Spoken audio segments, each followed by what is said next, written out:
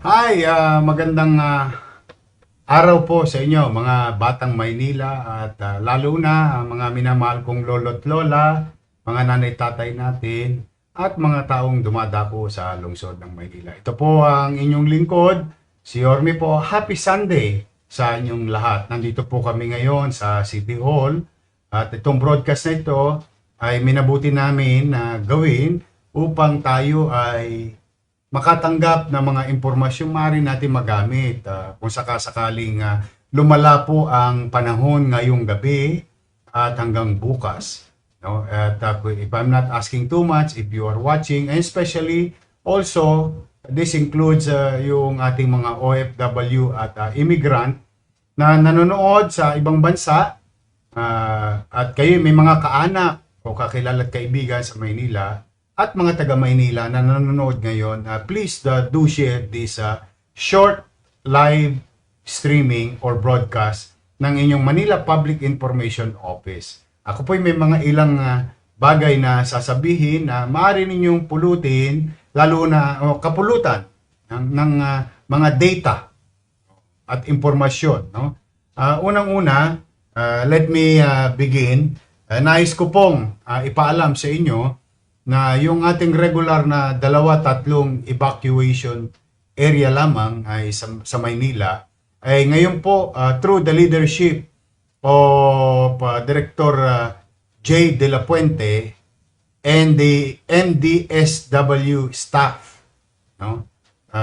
Una, naggayak na po sila, naghahanda na po tayo ng mga makakain at naglikas na rin ng ibang mga individual or what you call the preemptive evacuation. No? But, minabuti po ng inyong pamalang lungsod na dagdagan ng mga posibilidad na magamit ng taong bayan kung sakaling patuloy na lumala ang panahon dala nitong bagyong Juan.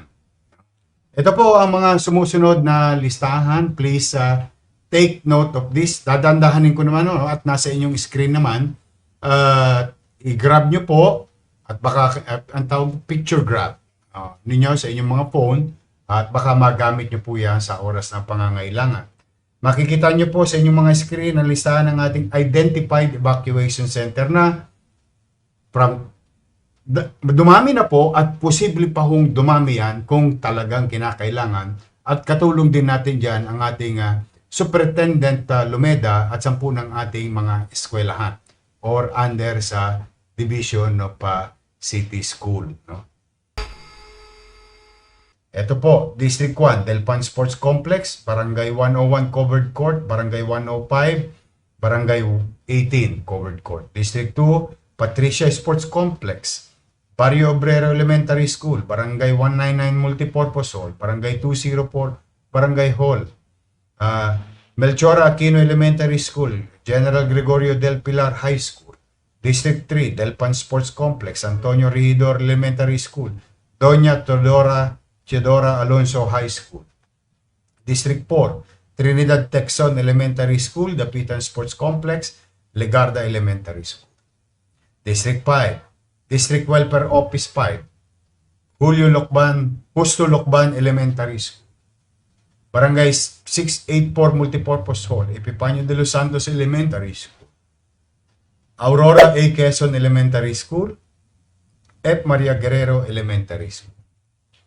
District 6, Don Bosco School, Barangay 598 Multipurpose Hall, Lica Evacuation Center, Tomas Earnshaw Elementary School, Barangay 607 Multipurpose Hall, at of course sa Baseco, ang Hermenegildo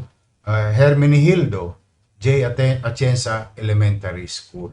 At diyan po, meron na po tayo sa Baseco at Delpan. Sa Baseco po, meron na po tayong 72 families. Sa District 1 naman, sa Delpan Sports Complex, meron na po tayong isa. Pangalawa, no?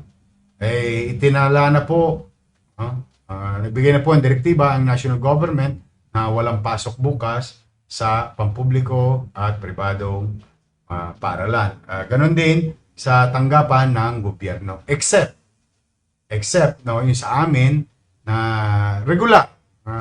May bagyo, may dilubyo nandiyan dyan tulad ng MDRRMO, MDSWD, yung ating DPS, tsaka yung ating MHD, no? May mga particular na bahagi ng inyong pamahalaang lungsod na kahit anumang oras, minsan atrasadong oras ay nandiyan po lagi at kailangan nandiyan. So wala pong pasok bukas sa ating mga kapwa empleyado at maliwanag na po yan at nasabihan na tayo kahapon pa sa eskwelahan at kahapon pa, kanina pa dahil sa national government. Mga nanay tatay ko, mga lolo't lola ko, mga batang Maynila, lalo na mga batang Maynila, please get this number.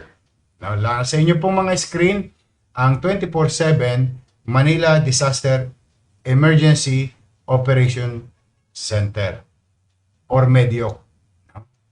Andiyan dyan po ang number 0284633295, 0950-700-3710, 0932-6622-322. Ayan po ang ating mga emergency number. Pangatlo, nananawagan ako sa mga, lalo na sa mga taong may naipundar na mga sakyan o motor. No? Huwag nyo na pong ipagbaka sakali na baka hindi lumakas ang ulan, baka walang baha, o baka. Ito po'y sigurado. Ang SM San Lazaro, SM City Manila, Save More Market na nagtahan at Winford Hotel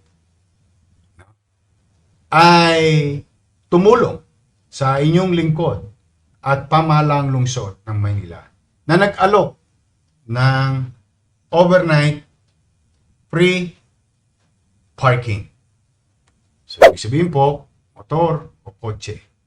Okay, sa po yan ay nasa kalsada, aparada sa tapat ng bahay ninyo, siguro, alam ko, sa hirap ng hinuhulog ninyo, buwan-buwan, iniraraos ninyo yung mga naipundar ninyo.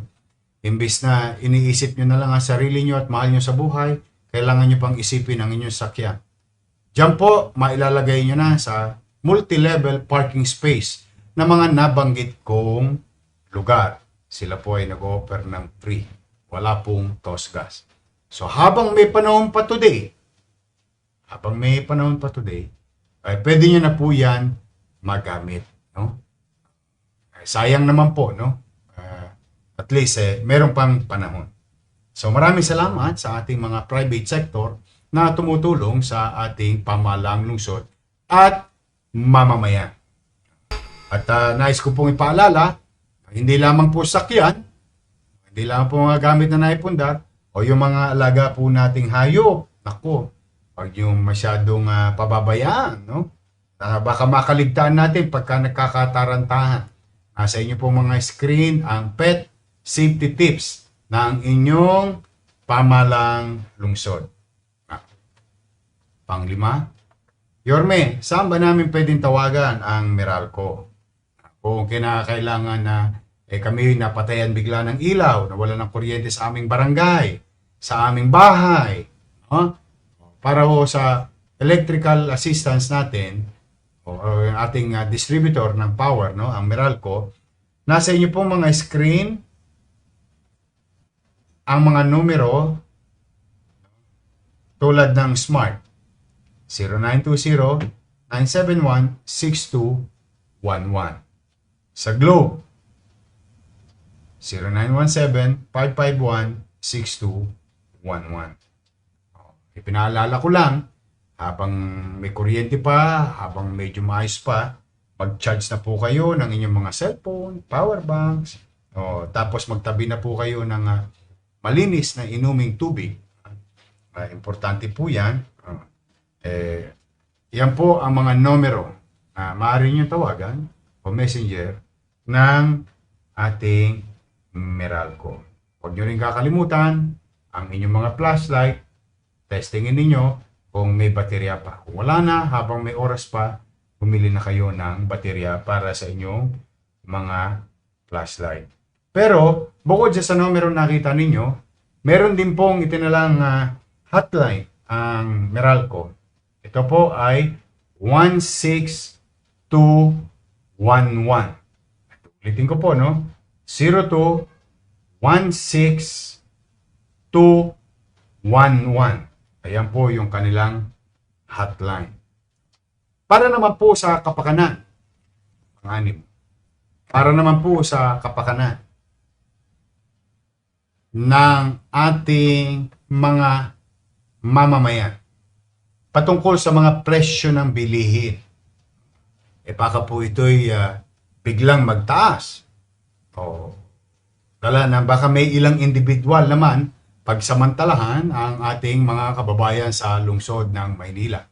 Kaninang umaga, binigyan ko ng direktiba si City Administrator Attorney Wardy Quintos at sa ating Administrator na si Director Hison, na kung saan ang mga pampublikong palengke na pag-aari ng lungsod at private and public partnership na nag-i-exist na palengke under the supervision also of your city government. Inatasan ko po sila na mag-issue ng price freeze on basic commodities in the city of Manila. Ulitin ko po, no? Within my power and authority, itong ating mga pag-aari. Pagdating po sa ibang mga merkado at iba't ibang mga tindahan o grocery, I will let the national government do that because under sila sa DTI.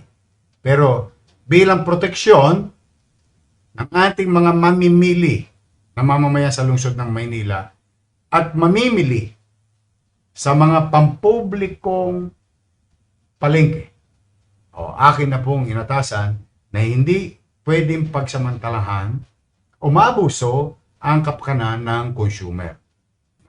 Kaya po ito mga sumusunod na hindi po pwedeng magbago, magkagulatan sa presyo sa ating mga mamimili sa lungsod ng Maynila. Rice, corn, root crops, bread, fresh eggs, portable water in bottles and container, fresh and processed milk, fresh vegetables and fruits, locally manufactured instant noodles, coffee, sugar, cooking oil, salt, laundry soap and detergent, firewood, charcoal, household liquefied petroleum gas, kerosene, candles, drugs classified unessential by the Department of Health. Ayan po. Yung mga produkto na yan ay hindi po pwedeng bigla-bigla from nowhere, dala na may bagyo, ay tataas at maapektuhan yung ating mga kababayan sa lungsod ng Maynila. At yan po ay may direktiba na naipalabas ang ating city administrator ng lungsod ng Maynila na si Attorney Wardy Quintos. So yan po mga kababayan, ang ating po mga paalala ngayong linggo. Sana nga po ay nasa mabuti kayong kalalagayan habang napanood ninyo o pinapanood ninyo ang broadcast na ito. Now, mga nanay tatay ko, mga batang Maynila, mga barangay official, kanina rin po ay kinausap ko ang ating mga barangay. Simula District 1 to kanina natapos ako 1, 2, 3, 6 at 4. After po itong broadcast na ito, ang kakausapin ko naman ay ang ating District 5 Barangay Chairman. Kanina pa umaga ay kinakausap ko po sila na tayo ay magtulong-tulong. No? Karoon tayo ng directional meeting with Barangay Chairpersons of the City of Manila. In line with yung mga naabiso ko, mga mangyayari sa lungsod at paghahanda ng lungsod sa Bagyong 1 and of course, the big one. No? May mga ibinilin ako sa kanila at hiningi ko ang tulong ng lahat ng barangay ng 896 sa buong Maynila na magkaisa at magtulong-tulong nang maitawid at mairaos natin ang kanya-kanya natin nasasakupang barangay at mamamayan ng lungsod ng Maynila at sino mang nakadako at naiwan na dito sa lungsod pagka panahon na talagang tayo ay nasarhan or talagang nabalam na ang ating galawan o gawain dala ng malakas na pagbagyo. So muli, maraming salamat sa oras nyo. Please do share this broadcast by doing so, pag yan po'y ginawa ninyo, ay para na po kayong nakatulong sa inyong pamahalang lungsod ng Maynila na mabigyan ng sapat na panahon, sapat na impormasyon sa lalong madaling panahon ang ating kapitbahay, kamag-anak, kapamilya, and so on and so on. So stay safe, stay dry. Nandito lamang po ang inyong pamahalang lungsod ng Maynila. Kami po'y nakapaganda sa maliit naming kaparaanan kung ano man ang magiging resulta ng bagyong Juan. Kaya po sana naman sa inyo, maganda na rin kayo. Pumanatag naman kayo in our own little way.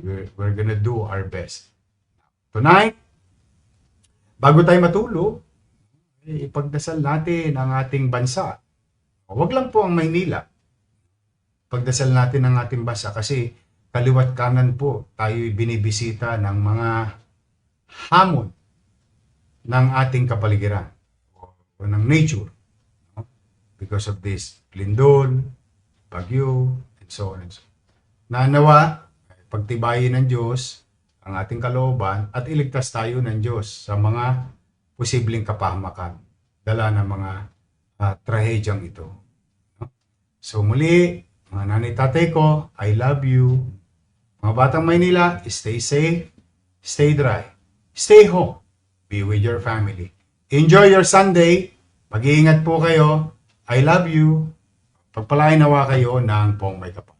Ito po ang inyong lingkod, si Orme po, sasabing Manila, God first.